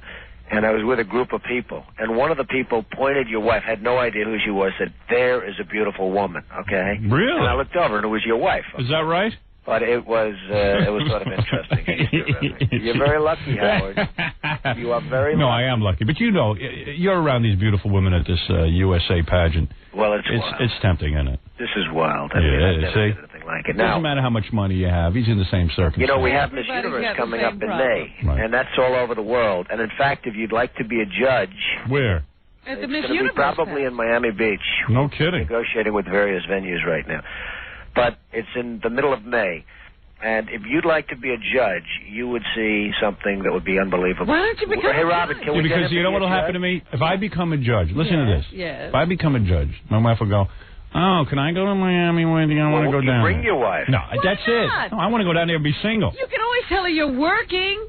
Yeah, she'll You know fall what? for The that. offer is open to you to be a judge, Howard. Really? Yeah. Oh, and come you'll, on, we'll you'll take see the show something down like there. You know what, never... Robin? He will see something like even he has never seen before. Oh, yeah? Snap and gyro? Snap and gyro? Yeah, they don't have that. Hey, listen, tonight, everyone watch Marla Maples Trump as she hosts the Miss USA pageant. She's going to be wearing several plunging necklines. It's nice to tune in and see what Donald's doing at night, right? That's tonight. Watch closely. Even though George Hamilton will be there, we'll excuse that. I'll tell you what, though, he does look terrific. He looks terrific because the guy does nothing all day. Now, Dominic got in trouble. When I went over to your birthday, I heard Dominic sort of had a problem or he got in trouble. Everyone was telling me. Please, don't even bring it up. What are you doing associating with him? I don't know. He's the one. He kept calling me. You got to come. You got to come. It's Howard's birthday. You got to come. And, I went over, but I heard Dominic sort of got in trouble with your producer. No, or don't even bring it up. Huh? It's water. He's all right. He's okay. He's a good old boy. I'd rather know him than George Hamilton. George Hamilton's a tan vampire. Yeah. But you hang out with that guy? I don't really hang out. I never met him until last night, actually. Yeah, real smooth. But I'll tell you what. I was really... He was friends with Imelda Marcos, That's true. That's that worked out very much to his advantage. It sure did. From what I understand. The Filipino people didn't like it, but what are you going to do? I would say the Filipinos weren't really too hot on that idea. Hey, how you like OJ finally got his, huh? Well, it's unbelievable that took so long. Yeah, I mean, could you imagine? What was the decision? I think they had to stay in there a long time just to keep, everybody, all the races happy, make it look like some deliberating was going on, you understand? It was, you could make the case of double jeopardy. Isn't this double jeopardy? But the attitude is, who cares? Well, yeah. What are we going to do anyway? Listen, all I know is tonight we will be relaxing. I will probably be nude as I watch Miss USA. I have no problem telling you that it'll probably be a 3-tissue night. Oh, stop. I hear there's many beautiful women in this. I recommend that all my male listeners lay in front of the TV nude. and pleasure themselves to the Miss USA pageant. And even I don't think Donald will mind if you like Marla Maples' Now, Trump. what are the stipulations in the Miss USA pageant? What kind of suits are we talking about? Well, you know, I said, and I got myself into a little bit of a problem. They said, how are you going to change the pageant? Because I bought it from ITT, you know, the famous ITT that's now under siege. Right. I bought it a few months ago from ITT, and so somebody called up from Reader's Digest, and they said, what changes are you going to make to bring it up? I said, well, you know, because it gets huge ratings. Yes. They've always gotten great ratings. And I said, well, the primary change is I'm going to get the bathing suits to be smaller and the heels to be higher. Nice. And we're going to bring it in. And you know, a lot of people really just want to see it sort of updated. So we're going to update it. Oh, you're going to be smaller bathing suits? Very tiny. Wow. And by the time I get it, you know, by the time I have it for a year, forget it. Oh, I like it. It's a little gradually, Howard. It's going to be like a Miss Nude pageant. Oh, yeah. Let me tell you something. You're on the right track. You know what the people want. They want smaller swimsuits. And I am not kidding you. I will watch the pageant, legs akimbo, nude, with my tissues. I will pleasure myself, and I promise not to finish during your wife's performance. You understand that? Out of respect to you. And congratulations on another great acquisition. The Miss USA pageant tonight on CBS at 9 p.m. Eastern. It'll be a lot of fun, Howard. All right, we'll all tune in. You take care. All right, thanks, Donald. And Robin, take care of yourself. All right. I tried. So long. Bye-bye. And remember, send cash. Okay. You have a deal. Okay, thanks. So long. Well, he's smart. You hear what he said? He's going to make the swimsuit smaller. That's what I would do. I'm shocked. That's what people want. I got to now see how small they are. I got to watch. Yeah. Hands on the pulse. Beautiful. Beautiful guy. Knows what the people want. I like that. There'll be nude girls on stilts tonight. Yeah. Excellent. Oh, if I owned that beauty pageant, forget it. Forget the small bathing suits. You'd have girls picking up quarters off the stage and not with their hands. We've seen your beauty pageant. Remember my beauty pageant? We know exactly what you do. Remember his book, The Art of the Deal? Yeah. The book he should have written was The Art of Dumping Your Wife. The guy did it beautifully. The Art of Dumping Everybody? Yeah, his wife is. I saw her up close. I went to that wedding. Oh my God, what a little piece of ass. And she don't talk much either. I heard she's a nice girl. People I know who lovely. worked with her. Lovely. She's very lovely. sweet. Yeah, she keeps her mouth shut. Not pushy like I. No, and she's not pushy like Ivana. She doesn't use the we term every minute. No, the Donald. She speaks English. This Ivana had an accent. You'd want to shoot yourself. It's cute for 30 seconds. It's cute when you first meet a girl and she has an accent. Trust me, never marry a girl with an accent. You'll go berserk. Because the very thing that you find the cutest on a girl becomes the thing that irritates has you. An accent. No, you don't. I'm the Except only when you do that British thing. I don't know, but it's cute on you. No, when you marry, it's like even with my own marriage, the things that I found the cutest about my wife became the most irritating after 20 years. What's irritating? She has certain, I always thought it was kind of sexy that she had like a little hoarse voice. You don't like that? Now I tell her, clear your throat. You're so crazy. It's different things. And Ivana must have driven him nuts. Why do you think he stayed away from her? Yeah. Oh, God. He was never there. And the guy had tremendous success in his life, and every minute she'd jump on TV. We did it together. We did it. You didn't do anything. The Donald and I are a team. Yeah, great. And she has to spend like $8 million plastic surgery just to look presentable. Boy, but she did it. She sure did. She's a different woman. You won't even recognize her from those old pictures. I'll tell you, if I go under the blade, I'm going to her surgeon. Because I'm telling you, he could make you Brad Pitt. Yeah. Because that's what he made her, Marla Maples. Yep. Somehow I know I wouldn't be Brad Pitt when I got there. They'd make an accident. I know the accident would happen. Oh, my goodness. Well, whatever. Who cares? Anyway, watch the Miss USA pageant tonight on CBS. 9 p.m. Eastern. See smaller swimsuits and a very tan George Hamilton. All right, we'll be back right after these words. We'll return to the Howard Stern Show after these messages. You're listening to the Howard Stern Show.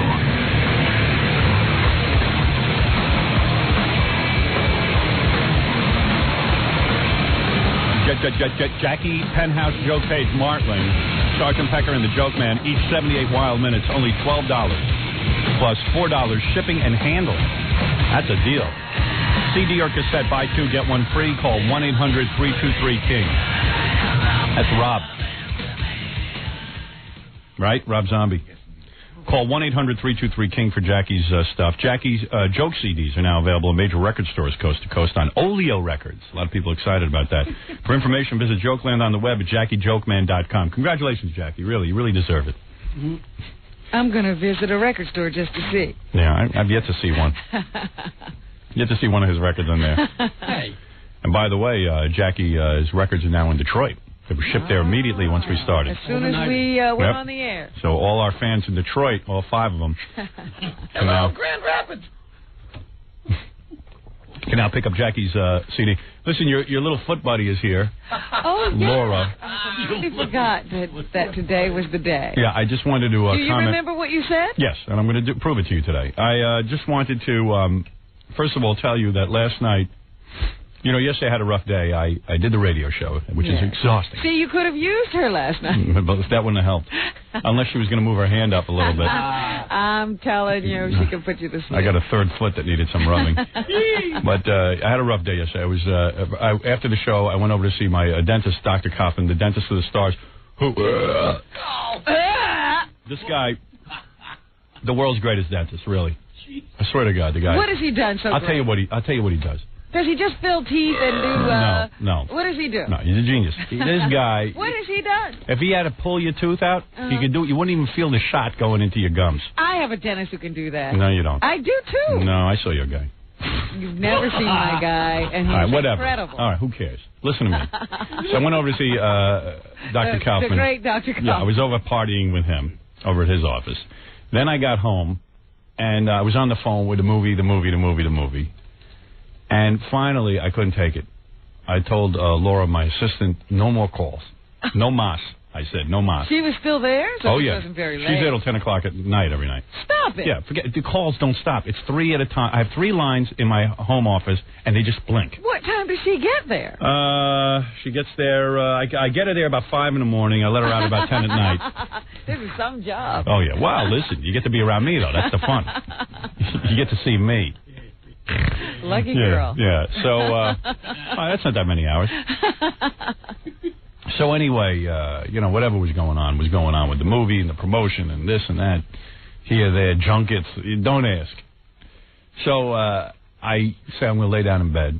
I'm going to try and, because the TV relaxes me, I turn on the TV and I see the OJ thing is going on. Right. I said, oh, this is too bad, because I got to go to bed. Now you're all revved up. I was so revved up. Because I want to see it. I said, this is a great moment in our history this as a country. This is what we've been waiting for. I'll tell you why it's a great moment for me.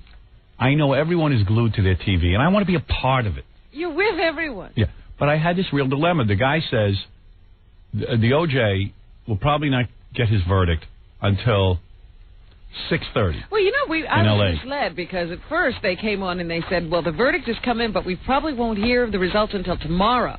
You're kidding. And then about 20 minutes later, they came back on and they said, no, they've decided that they're going to pull everybody in, and the verdict should be happening within about an hour. Right, which is good, because with these juries, who knows, they could change their mind. So I'm laying in bed. Now I got a dilemma, because I really know I should go to bed early. And what pisses me off is, when I go to bed early, I end up waking up at 2 o'clock in the morning anyway, so I could have stayed up and watched the OJ.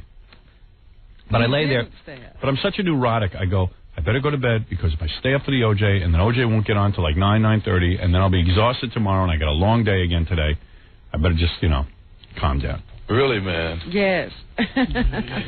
So I'm laying there, and I go, should I or shouldn't I? Should I or shouldn't I? Should I or shouldn't I? And I want to see it. And then what was so great was that the president, he's supposed to make a State of the Union address. Yeah, all of a sudden it became, is OJ going to make it before the president, or is the president going to get interrupted by OJ? Yeah, there was only one channel I was watching on the satellite. Someone was telling me they have a satellite that they can watch that actually did a split screen. They had the president and OJ in his car going through. Can you imagine?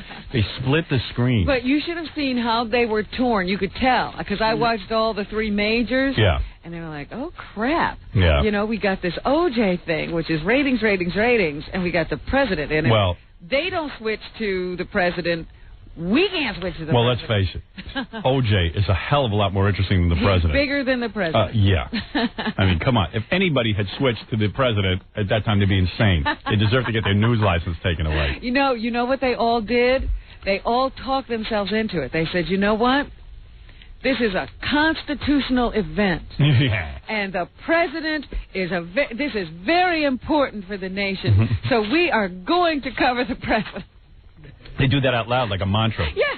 This is constitutional. Absolutely. This is constitutional. They're convincing the audience that this is the right thing to do. Meanwhile, everyone there for the president's address, as soon as they walked out of the president's address, they were screaming, what happened with O.J.? Believe me, I switched over to CNN right at that point. They were right up to the O.J. trial. Right. Of course. Who cares about the State of the Union? No rehash of what the president said. Yeah. So, I just got some distressing news. I'm going to kill somebody. Oh. I think OJ's the big trial. Wait, you're going to see. You're going to be the new trial? No, I'm going to take our L.A. station and throw them through the roof. I don't even want to talk about it on the air. I don't even want to talk about it. Well, then I don't know why they flashed it up there. Yeah. John, please. I'm ready to kill somebody as it is. Look out! I got to talk to my boy Bob Moore today. You guys are killing me. I thought we're on the same team. Jesus H. Christ. Give me an effing break, God damn it. You guys want me to have a nervous goddamn breakdown? Are we on the same page or not? Hey. I'm going to have a heart attack, I swear to God. They got to get this movie in the theaters. They got to just get it in the theaters right now, today. Did they do something with the movie? Yeah, no. I don't want to talk about it. I don't even want to bring it up. I'm just going to kill myself, then okay? You better just forget about it. If I kill myself, I'm taking the whole L.A. station with me. Good. Right. Heads better roll. All right, anyway. Hey, Bob, as far as I can tell, I'm the only one getting ratings on that station. You guys better keep me happy. Where was I? We were talking about O.J. and you're going to sleep. You know, I got my finger in about 20 dykes, and I don't mean lesbians. Oh. I'm talking about I got my finger trying to keep people plugged in. Get your disc jockeys under control, Bob. Let's fire a few. They're not getting you any ratings. Ignore this. What? Ignore it. Ignore it. All right. Okay. I'm working my ass off so some jack-off can screw with me? Well, either you're going to tell us what you're screaming about or you're not. We don't know what you're screaming about. I spent the last couple of months putting a soundtrack album together with this movie. Yes. And I purposely am not playing it on the air. And I want to be the one to debut my goddamn album. They debuted it over there? No, they played a whole track from one of the God damn you guys. I mean, and seriously, God damn it, man. You better fire that freak. The goddamn Ricky Rackman show. What kind of grown man calls himself Ricky? You know, it's bad enough they all imitate me on the goddamn station. Why didn't you create something on your own and play it? Don't play my stuff. Wait till I give you the permission to play it, you Aren't jerk. they called talk shows? Yeah. Stop looking to torture me, all right? Honest to God. Honest to friggin' God. I mean, I'm going to have a nervous breakdown with these guys. Why don't they create something on their own? Leave me alone. And who gave him permission to do that? Nobody, believe me.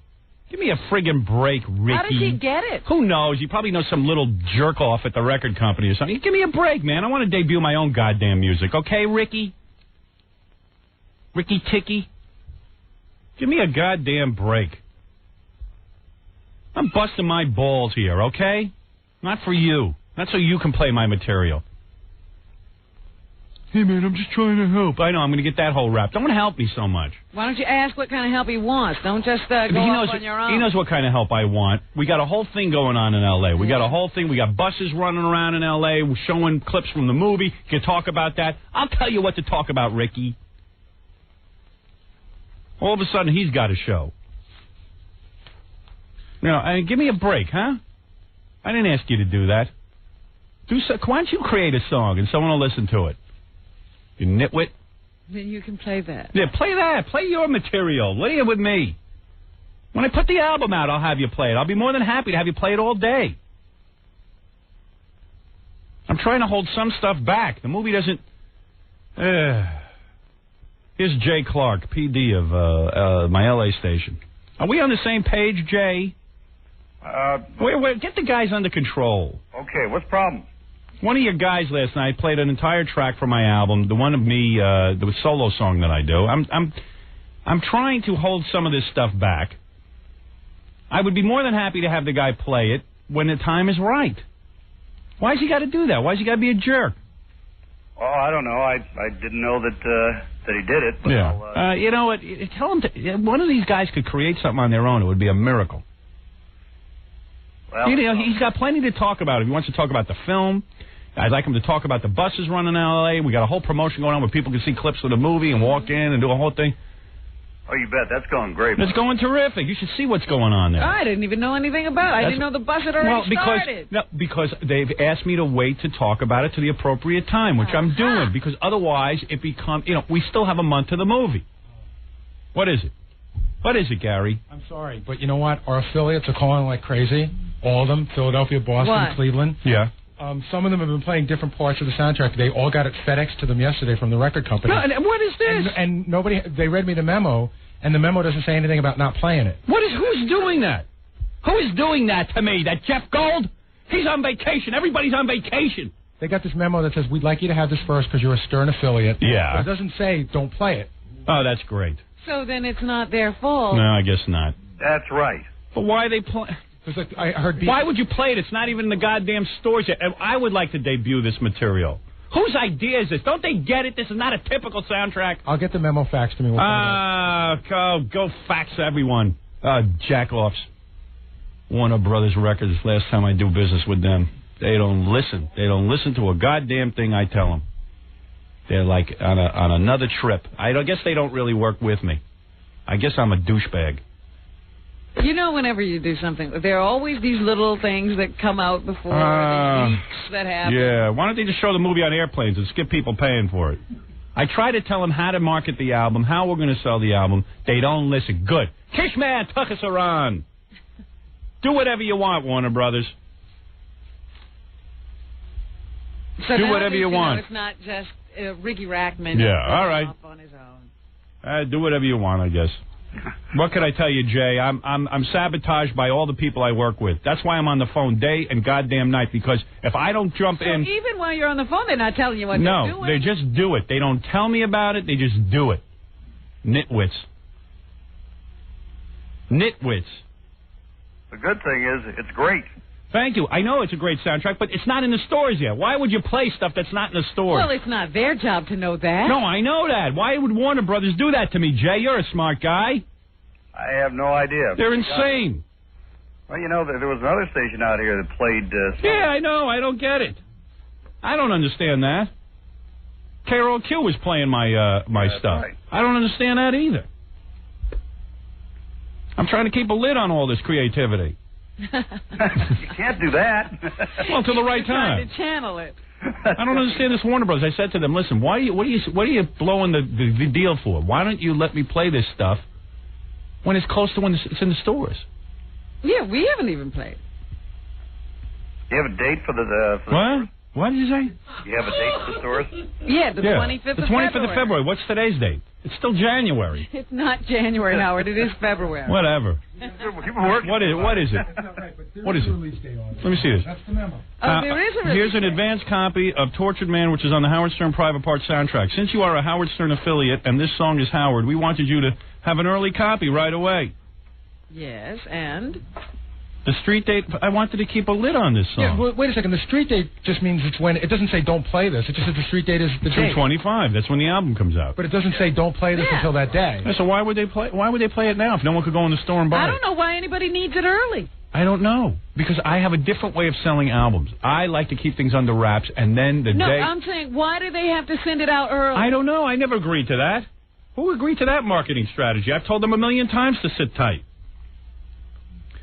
Look, I did the best I could when I made this record, and I unfortunately did it, I guess, with the wrong record company. I thought they were on my side. They don't tell me a thing. Everybody does their own thing.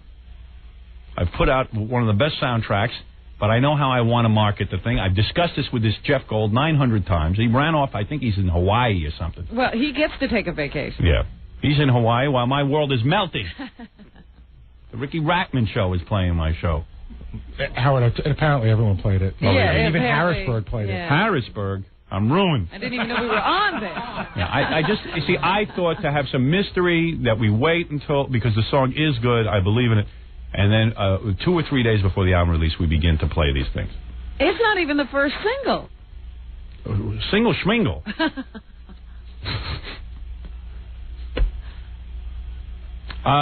Jay, then I apologize.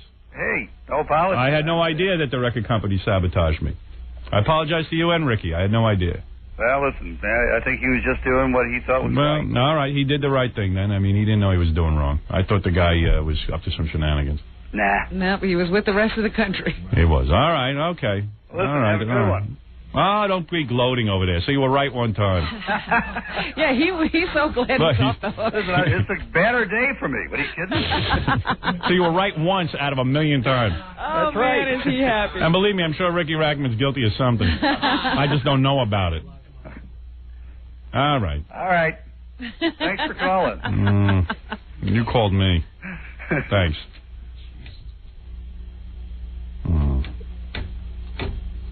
Can't even turn this off. I just, I wish people would consult me. That's all I'm saying. Well, with all the phone calls, you'd think you were in on every decision. I know, and they hide from me. They all hide from me. Now, what you know why? Because they know I would have said, don't do this. Right. What you need to do from now on is say, look, here is the schedule for release dates. Nothing goes out until then. Well, I wish you were a part of this. No, it's not that I know anything, Howard, but I'm just seeing with the 20/20 hindsight. You're better at this than I am. No. That you have to tell everybody when you want things done. Robin, I swear to you on a stack of Bibles, I've told them. I've told them 900 friggin' times. Are they understanding you? What are you speaking? What language are you speaking? They speaking don't agree with me, and they just do whatever they want. Oh, they don't agree with you. And then I say, guys, I don't care. I'm overriding you on this. How come you have these people who don't agree with you working with you? I don't know. I don't know how that happened. You think you work with people because they agree with you. Look, I work with Jackie. He hates me. All right, I don't you care. always do. Right. I always work with people who don't agree with me. Look, play me some Hawaiian music, will you? I want to pretend I'm on the beach in Hawaii like Jeff Gold. Can you call him on vacation? Yeah, I want to. Wait a second. No, wait a second. Robin, now pretend my eyes are clear. You see these hot lights that I'm working under? That's the sun. Ah. You need some lotion? La da da. Yeah, would you rub some lotion on me? Because we don't want you to get burned. Robin, look at the ocean today. It's so clear. Ooh, it's so blue and beautiful. Oh, my name is Jeff Gold, and you're Mrs. Jeff Gold, and I'm going to jump on top of you. There's hula girls. Oh, where? Where are hula girls? Hubba. Oh, these lights. I mean, the sun is so hot. Oh, and the Hawaiian people are so friendly. They don't hate white people. This is better than Jamaica. It's much better. Oh, look at Prices are kind of. Hey, there's Don Ho. Hey, honey. Look at that plane flying overhead. It has a sign.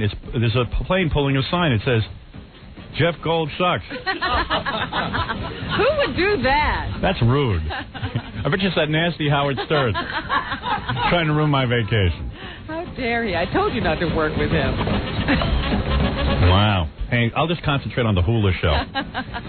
Honey, isn't hula the stupidest thing you ever saw? Do you know what they're saying? I want to go home and yell at Howard Stern. Oh, I wish I was in Hawaii with Jeff Gold. He deserves a vacation. He works very hard. What did he do? Yeah, he watched me work hard. All right, thank you.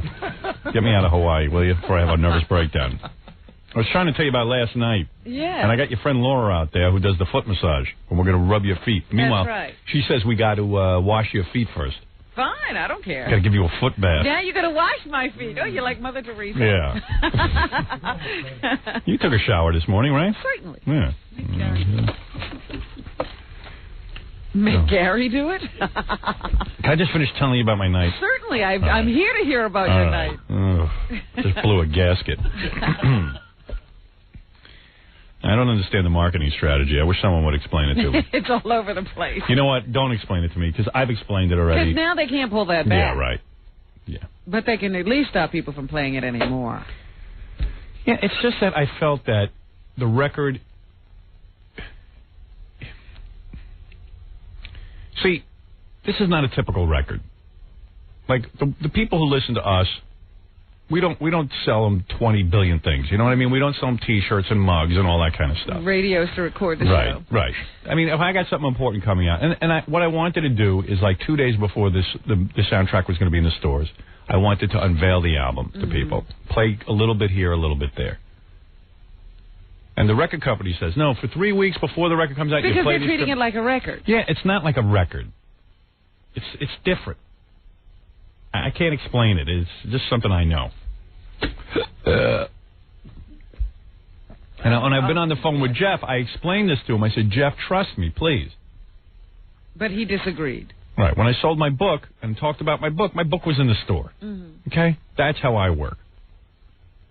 Well, record's different. You got to send it out. They got to come out 3 weeks I know, before. because he feels that they have to coax the radio stations into playing the whole business that they usually do. You know, I didn't want the song to be old news by the time the soundtrack is released. Yeah. You know, I just didn't want it to be.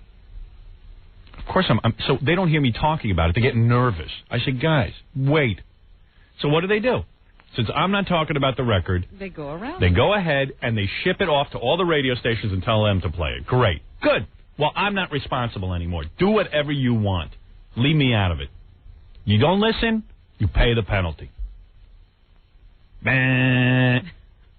Do what you want. You know so much, do it.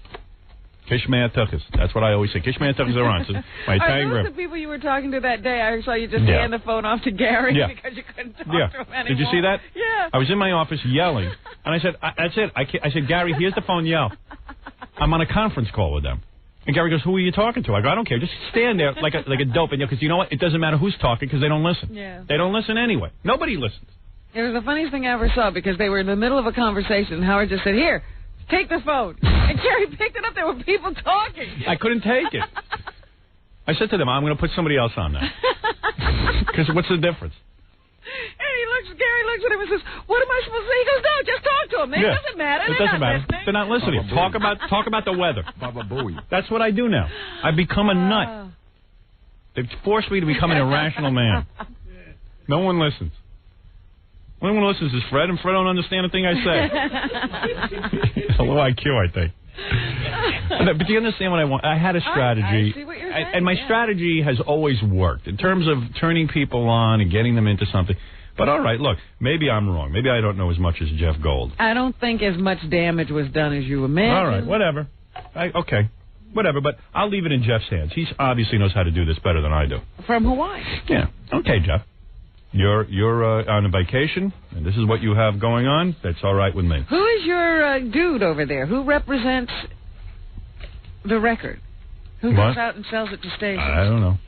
I'm sure they got a lot of good people who know what they're doing. You don't know the guy? No. I think it's Mel Freebish. I'm not sure who. That's okay with me. All right. I hope Jeff Gold chokes on a piece of pineapple. I tried to talk to the guy. I really tried my best. I tried my best. He's in Hawaii, though. Everybody, Jeff Gold's in Hawaii. That's good. Go ahead, relax on the beach. Sit there. You obviously know what you're doing. Send the record out to everyone. Give it away for free. Jeff, listen, I shouldn't be mean. Jeff worked very hard on the record. He stood there next to me while I recorded. He stood with me with his hands in his pockets. He went, this is great. This is great.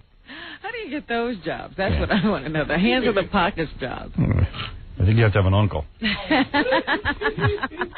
It's got to be. This is what I'm missing. Yeah, he's in Hawaii. Da da da da da da da da dee dee. He's flying over L.A. right now in a copter, throwing CDs out. To everyone. Yeah, to everyone. That's good. Listen, so I wanted to watch screw O.J. I wanted to watch O.J. last night. I'm laying in bed trying to decide what to do. Do I watch O.J.? Or do you go to sleep? Or do I go to sleep and be responsible for my job? And I hate always being responsible. Every night feels like a school night to me because I got this 4 o'clock in the morning. Why is it that I can stay up and you can't? I don't know. I get very nervous that I'm not going to get enough sleep. You never do anyway. I know. Because guess what? I woke up at 2 o'clock in the morning anyway. Is what I'm saying. And I've been up ever since. But all right. So I stayed up. I watched the State of the Union. I watched the OJ. Really? And then I went to sleep. I was getting so nervous. And then it's like 8:20, 8:30. I see nothing's going on. So I said, I knew that I get all, but I want to be part of the communal experience of experiencing the O.J. verdict when it came in. Right at the time it happened. It's no fun to find out later. So I'm sitting there watching, then I get nervous because I know I have to masturbate, and I know it's going to take me a while. That's a chore. Because it's already, what was it last night? Tuesday night? Yes. All right, so I'm already, Sunday night I did it, Monday night I did it, 2 nights in a row, so I know it's going to take a while. All right? By Friday, forget it. Oh, my goodness. So I know my routine, okay? Wait a minute, is Sunday night pretty quick? Sunday night's quick. Well, Saturday night I usually have sex with my wife. Right. Well, why is Sunday night quick? That's what I don't understand. Because I still have a lot of steam. I don't know how to explain it. By Tuesday, I'm tapped. Funny. Unbelievable. I just start at least servicing myself. And it's impossible. It is impossible to get arousing? It is impossible to get aroused. I figured I'll sort of multitask. I'll try to do 2 things at the same time. Yes. I'll watch the OJ and finish myself off. I was in the same thing. You were what? I was lying there I was like, in the same... can't do this and watch it. Right. Yeah, I got to watch something. Although, if it was Sunday night, I could have. Really? Yeah. I could have, just didn't seem... It's just weird. I like to have the lights off and I can really concentrate. So you don't have the TV on at all? Right. Oh, no. Serious business. Sex is very serious with me. I'm romancing. I need to think. So I like it nice and dark and quiet. Okay. You know, if the TV's on, my wife could walk in and hear the noise in the room. And think you're watching television. And then catch me. I see. I don't want that.